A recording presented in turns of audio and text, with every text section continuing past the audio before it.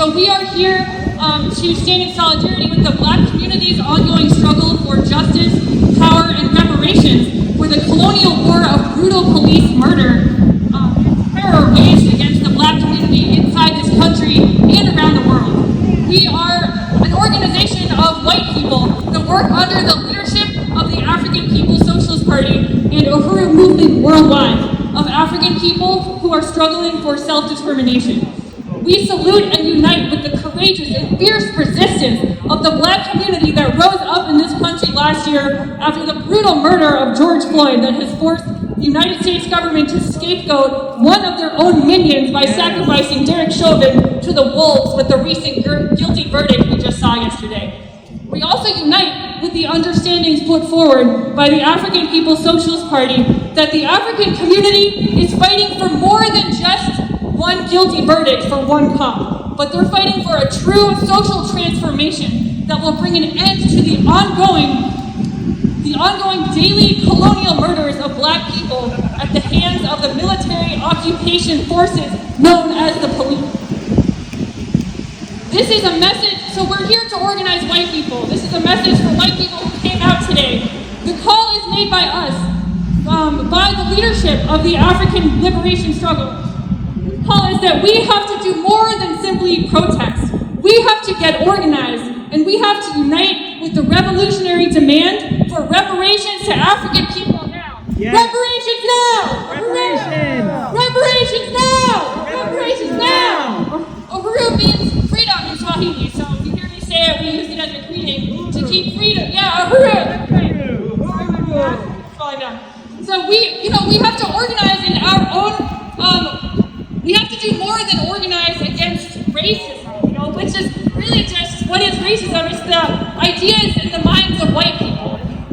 We have to do more, and that serves to justify a system built on slavery and genocide. We white people, we have to go beyond unlimited racism. We have to take a stand against colonialism, which is the real political, economic, military, social system of domination of African people.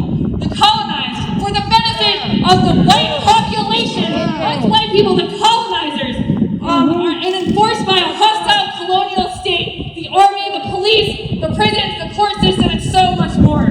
So for white people, to take an anti-colonial stance means that we take responsibility. White people, we have to take responsibility for the system that we benefit from. Yes. We sit on the pedestal of the oppression on the backs of African and indigenous people worldwide. And this means that we recognize that everything that we have as white people here in Boston, in Europe, and around the world, everything we have is stolen. All the resources and security and comfort that we take for granted, even just access to clean water, thinking we're going to leave our house and not get shot by the police, These are available to us as a consequence of 6 centuries of oppression, enslavement, exploitation, resource, and land theft, including the theft of this Turtle Island that we are on right now. We're on occupied Turtle Island. This is stolen indigenous land. This has to go back to the indigenous people. Chauvin, he should run. He needs to not be here, but we want to go beyond that. It's not just about one guilty verdict. We're here because the whole colonial system, the colonial capitalist system of white power must go. It cannot be reformed. It must go. We're here to demand reparations now. So we need to take a stand for genuine and sustained justice through reparations to African people in the end of this foul colonial system that murders African people every single day. Yesterday, this teenager was murdered ongoing. How many people this entire week were killed by the police? This is not just racism, this is a colonial question, and white people paying and organizing for reparations is the solution. Reparations are owed to the Black community, not just for chattel slavery, as a lot of people think. It wasn't just hundreds of years ago that the African People's Socialist Party wants reparations for the Black teenager that got murdered as I'm speaking today. It's an ongoing system that we benefit from. And the police murders, like the murder of George Floyd, murders that continue to this day. A year later, with the murder of now Dante Wright, a few years ago, and 16-year-old African girl in Columbus who was killed just yesterday. So the same is true here in Boston, where the average white family has 31,000 times the wealth of the black community. This was a statistic the Boston Globe put out a few years ago. So there's two realities in this country, one for the colonized and one for the colonizer. The colonizer fighting back. That is what we see around the world. It's time for the colonizer, white people. It's time for us to join this fight. Thank you, Mara.